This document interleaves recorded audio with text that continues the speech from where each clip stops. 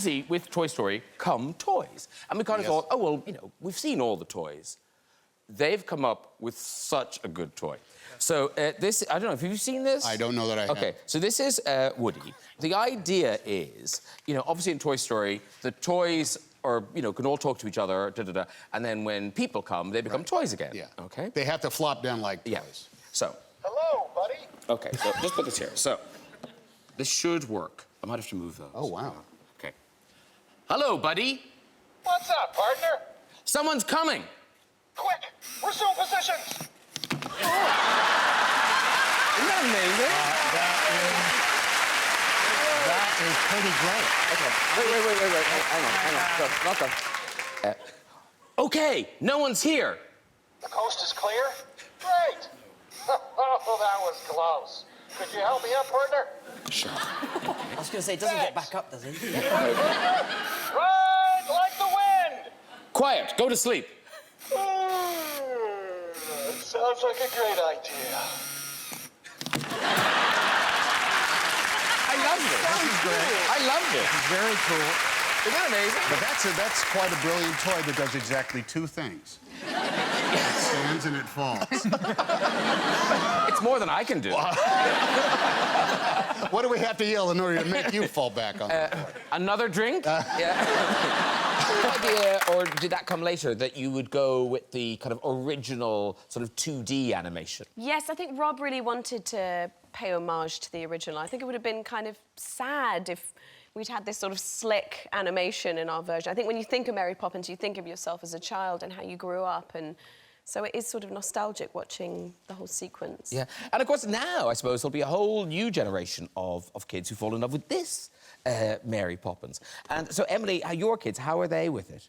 Well, I think, I mean, my youngest, my 2-year-old, has a sort of attention span of a fly, so she watches the trailer, but Hazel, who's almost 5, has seen it and just absolutely loved it and sort of wants to talk about it all the time now, and yeah, it's just really weird. If you're it's 5, really your strange. mother's Mary Poppins. No, but I don't think I think she just thinks it's normal. She's like, well, this is what Sonny's mummy does, and this is what my mummy does. You know, it's just sort of like quite conversational for her. Is it going to help or hinder discipline at home? Oh, hinder? Really? Yeah, I think so. Because she already knows I can't fly. She's like, well, she's fake.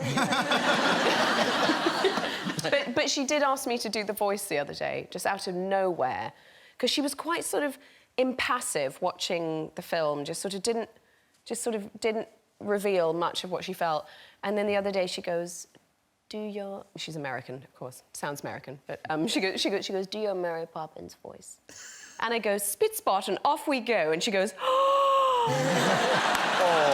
And it was just so sweet. And they quite like impersonating me in the bathtub, where I say to the dolphin, no, not yet. And now the two of them go, no, not yet. Like,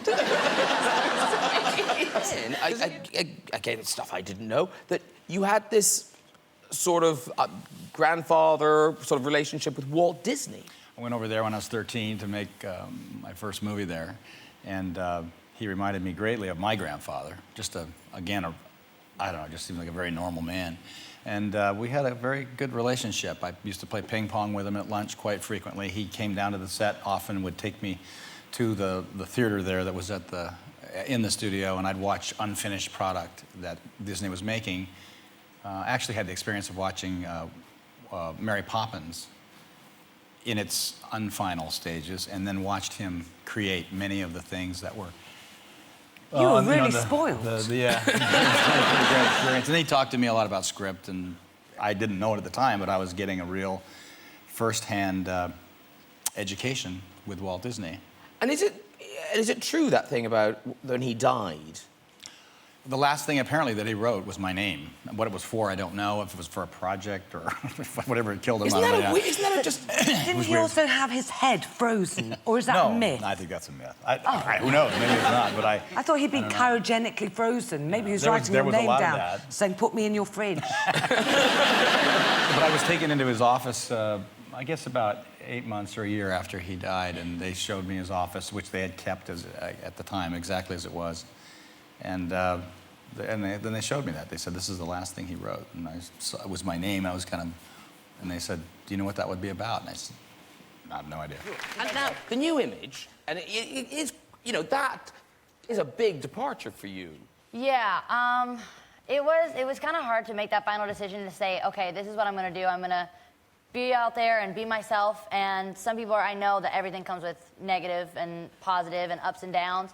And I just kind of have to take the downs and to be able to feel free, because I've just been at this point where I've been known as someone else for 5 years now, and I just want to finally be recognized as myself. And do you think your fans will kind of go along with you, or you'll get new fans, or how does it work? It's been a little bit of both. I've seen a lot more, you know, I finally have seen some fans come through my meet and greet lines that are my height, that not actually just come up to like my heel. So it's been nice to actually meet some people that are my age and say I can relate to this. No, because I saw some women hanging around outside, and to be, I assumed I think they were there for Usher. a bit of Usher. But no, because I said to them, oh, are you here for Usher? They went, no, we're here for Miley. I've got one guy in the parking lot that's here for me. I'm here for you He's too. claiming he's my teacher. He's, I'm not going to sign your work from him. It's probably my teacher. It's probably your neighbor after that picture. But in terms of the new Miley Cyrus, so Hannah Montana, bye-bye now, all over, all done. We just finished the last season, and then so it still has time to air. I'm very so upset. soon. I'm counting down the days on my Hannah Montana watch. Are you? It is. How cute! Mine's still on my wallet. Creepy. Almost as creepy as the teacher. Yeah, teacher gave it to me.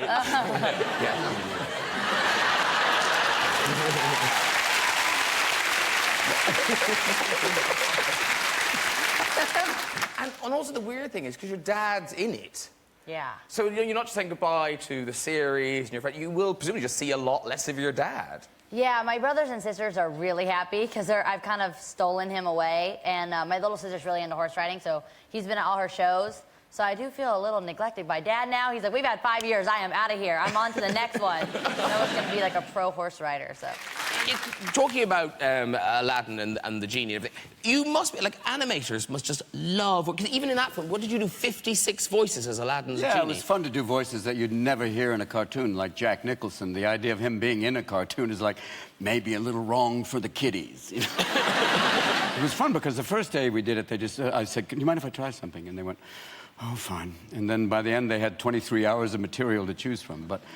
And even the great thing about it was to even make fun of Disney's own marketing stuff, like the idea of them selling everything. And that was the first time they even made fun of themselves, which was kind of great. And did you feel like Disney were interfering, or they just let you go?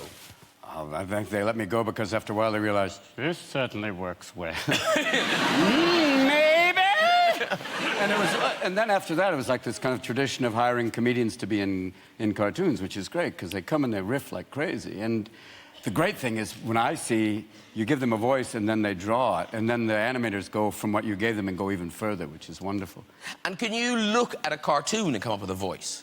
Well, like with Happy Feet, I got to be, like, I played 2 different characters. Initially 3, but then they were worried that the one voice sounded too familiar. But when I got to play an Argentinian penguin, is to play the little machismo penguin, you know, the guys, the Argentinian guys are going, what do you know you want it? What are you looking at? You know you want it. Look at it. Don't be afraid of the flippers. I love you. I brought you some pebbles. There's some bling, baby. You want some bling? You know you do. Yes, you're hot, and you know I got a beak that'll make you feel so good. And then you had, like, all the crazier ones, you know? You talk about the beginning with Mary Poppins, and Walt Disney, he came to see you on Broadway. I was in a show called Camelot with the wonderous Richard Burton, and we heard that Walt Disney was in the audience and asked if he could come backstage, and he came to the dressing room, and I just thought he was coming to be polite and say he'd enjoyed the show, and he started to talk about this live-action animation movie that he hoped to make of Pamela Travers' series Mary Poppins. And would I be interested in coming to Hollywood to just look at his drawings and the designs that he was thinking of and the outline and so on, and hear the songs? And I said, oh, Mr. Disney, I would adore to, but I'm terribly sorry, but I'm pregnant. And with this one here, with the one who helped me write the book. Not me, we're not ready. No. No, with my Emma. I wish. Well, there you are. That's quite exclusive, lady. My mother's going to be furious. Anyway, Disney very sweetly said, well, that's okay. you're pregnant, so we'll wait. Because I had no idea that a pre-production on a movie can take so long. Right. And by the time he was ready, Emma was now 3 months old, and we all went off to LA together. But there's a PS to the story, which is really lovely. At the time, I was married to my first husband, who's a lovely guy, Tony Walton, who happens to be an English boy that was my childhood sweetheart, and came from the same village that I come from. And Disney turned to him and said, what do you do, young man? And Tony explained that he was a designer of sets and costumes, but relatively unknown, occasionally a little bit. He was just starting in England. And Disney said, well, bring your portfolio with you when you come to Hollywood. And when we got there, Disney hired him on the spot to do the sets and the costumes for Mary Poppins, and he got an Academy Award nomination for that. Stop it! No, really. Amazing. That's an incredible story. I know, yeah. And truthfully, that was Disney's great talent, was spotting talent. Yeah. When you heard that Disney was going to be in the audience, Walt Disney, did they tell you before the show or after? No, we heard that he was out front. Before you went on? Well, I guess, yes, at some point we knew he was out there. Oh, does that make you nervous? Well, I just thought, oh, how lovely. I mean, he's one of the most famous names in the whole world. And then when he asked if he could come backstage, I just thought he was being really polite and nice. Yeah. Now, Zendaya, here's the thing. How old were you when you kind of started working professionally in the business? I think I was 13 when I got my first Disney Channel gig. Yeah, and now you're in your early 20s now. Yeah. Was that your show, your first Yeah, gig? that was my first thing. No, it was Shake It Up. That was my first Disney show, and that was 13 years old. Wow. And hasn't stopped. Is that younger than you, Zach, or you were younger than that? I was, you were 13 on Disney Channel? I was 13 on Disney No, when I was 13, I think I was auditioning for my first play, like local community theater. My parents tricked me into auditioning for my first play. Told me we were going to Toys R Us. They lied. Really? Yeah. And we've got a picture of you now. How old are you here? I had to be like 13. Is your hair crimped? Yeah, it is. How do you kind of put it in an elastic band before you go to bed? How do you make your hair like that? I went to a performing arts school and I lied about my age. I said I was in high school and I wasn't. There were a lot of older girls there that were just fun to hang out with, and they did that to me. You were like their doll. Yeah, I guess I was. Justin, you made it to the final. I was not informed that I was coming here to be roasted. This is a celebration. You're in the final. You're into the top two. You made it, darling. You made it. You're living the dream. And at this age, you were Justin Randall. Okay. So Star Search was sort of the original Idol. Yes. In a way. My first lesson in show business. Yeah. Really. Are you 9 in this? Or... I can't believe you're going to show this. Well, let me show a little bit, but it's very impressive, ladies and gentlemen. And we're talking... Do you want backstory, or do you just want to I think let's have backstory after? Okay, all right. I'll just drink then. Well, no, unless you wanted to... Well, you give us forward story. No. Go ahead. Roll the clip, Graham. It's great to be here. It's adorable. It's fine. It's adorable. It's fine. Okay, it's fine. This is Justin Randall. Justin Randall giving his all, ladies and gentlemen. Here we are.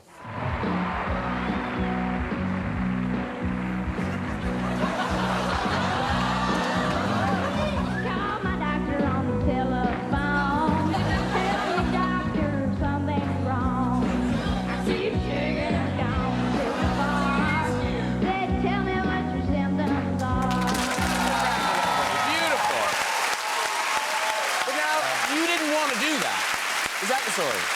Well, I certainly wanted to be on the show. I was kind of the kid who grew up in Tennessee. Everybody played football, and I was like, I want to learn how to sing and play the piano. And so I was sort of the odd man out, so to speak. Yeah. And this came along. You auditioned at a mall, like an open call audition, and at that time, I think I was 9 or 10. and I was just really discovering all these different styles of music. And I was really into soul music. So I auditioned with like Percy Sledge, When a Man Loves a Woman. I was like, I was giving it, man. I was giving it. Oh, I wish we had a tape of that.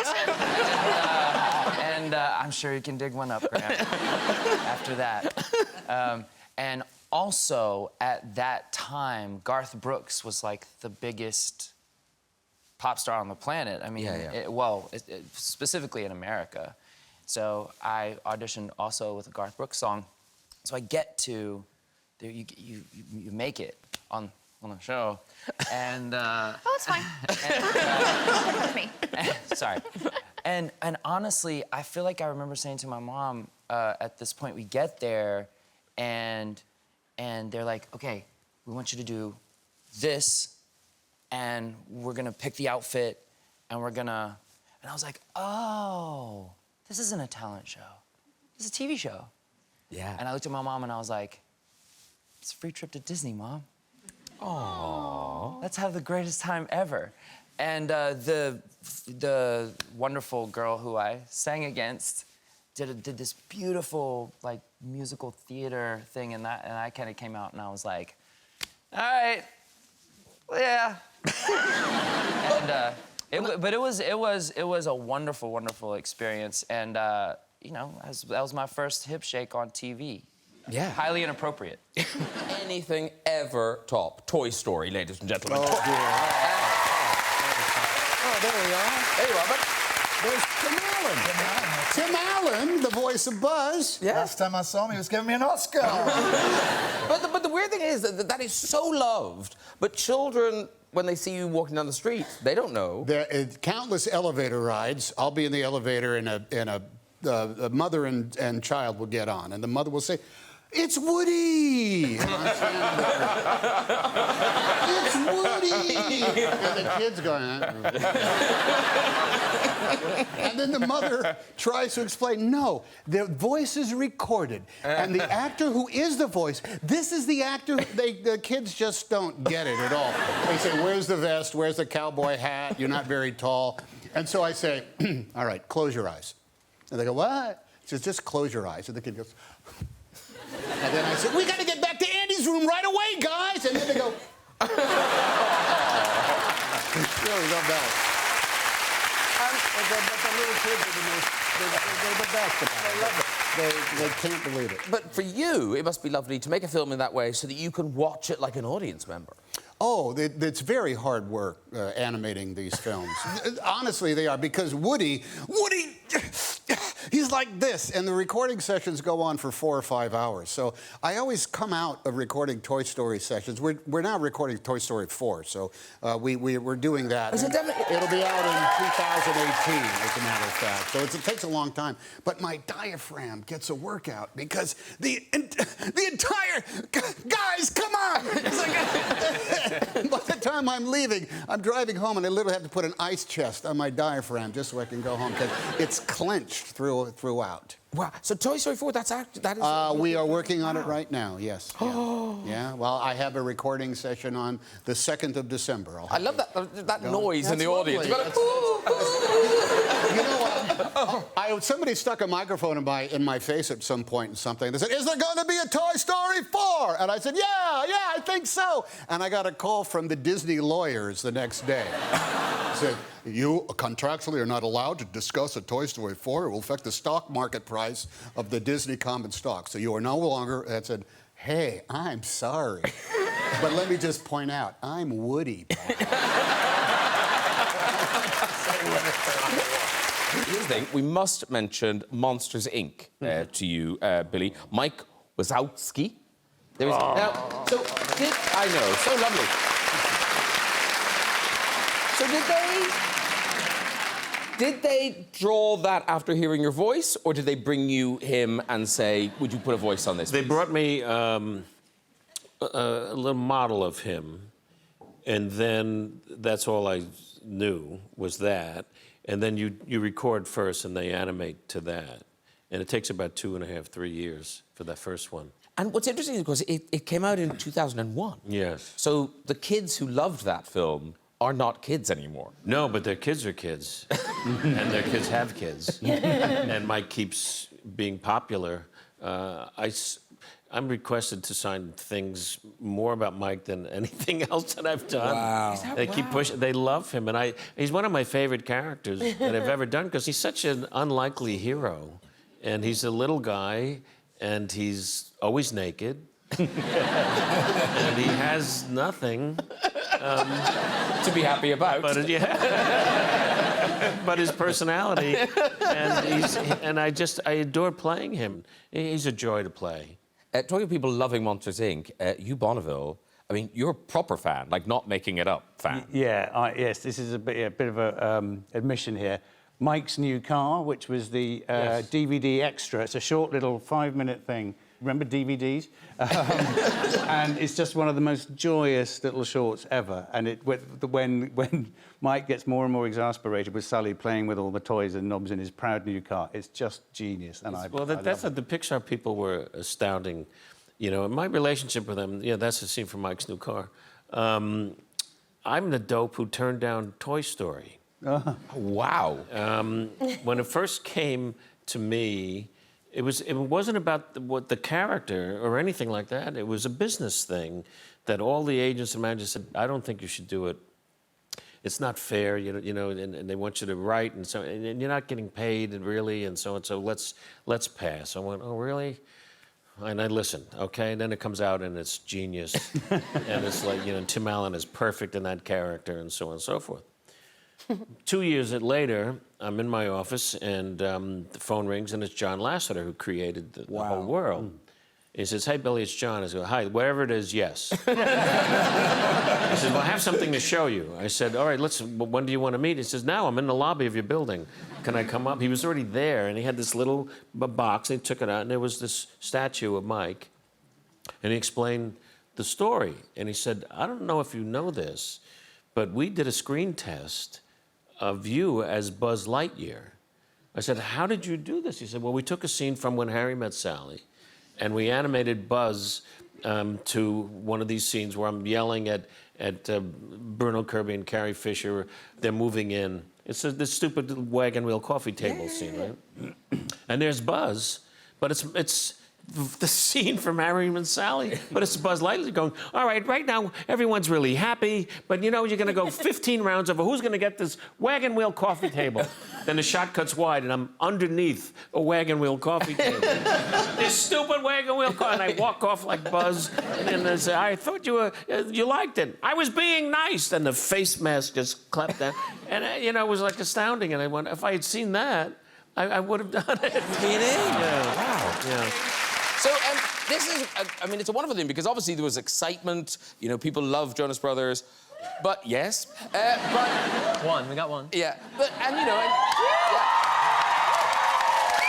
but it must be a relief that people want to buy the music, that they're excited, they're buying the records and everything. That must be, That's incredible. I think the thing for us is that 6 years away from doing this together and the individual experiences and journey that we went on brought us back. But more importantly than anything else, just the family aspect of this, and prioritizing that above everything else made the payoff of this record and everything else even sweeter. Yeah. And obviously, getting back together, it was top secret. Nobody knew. But Kevin, apparently there was a mole. Yeah, in the Jonas there's a mole band. in the family. There's a mole in the family. My oldest daughter, Alina, she told her entire school that we were coming out with a music. And so her teacher said, so will she be staying with us? And I was like, yeah, why? What are you talking about? She goes, well, she says she's going on tour with you, and she's leaving, but I know you're not making music right now. I'm like, what have you done, Alina? What have you done? And then parents started bringing her Jonas Brothers gifts from years past. So I knew then she blew the secret. It was over. If you get cornered, bash him in the head. That seems to work. Is that you? Yes, it is. That's you. That's straight from the film. These are because we were having some debate in the office because we have a Woody doll. Right. Now, is this... You listen to this. Ha-ha! Boy, am I glad to see you. Is that you? No, it's my brother, Jim. Is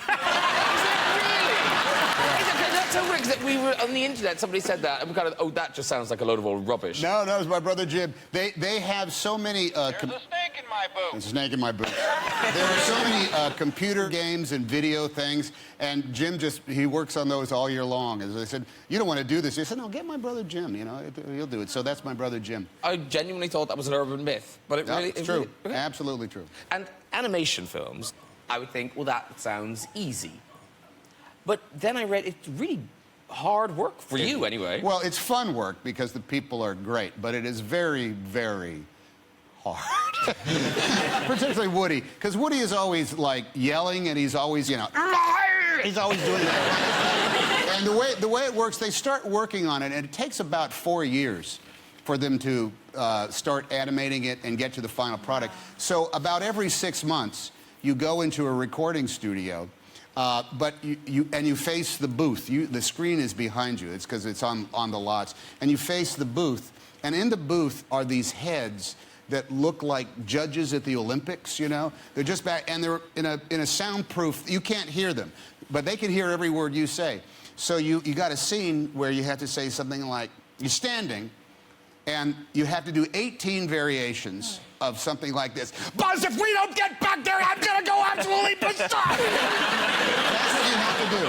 And you do it every kind of way you possibly can until your diaphragm is busted, your throat is raw, you spit all over the copy, and it's your 4th hour of doing this. And when you go, we're gonna go berserk! And then you look at the people in the booth, and they're all going...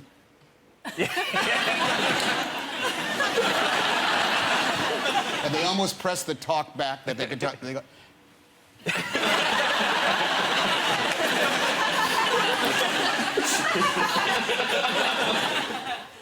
Hey, Tom, that was great. We could just get some...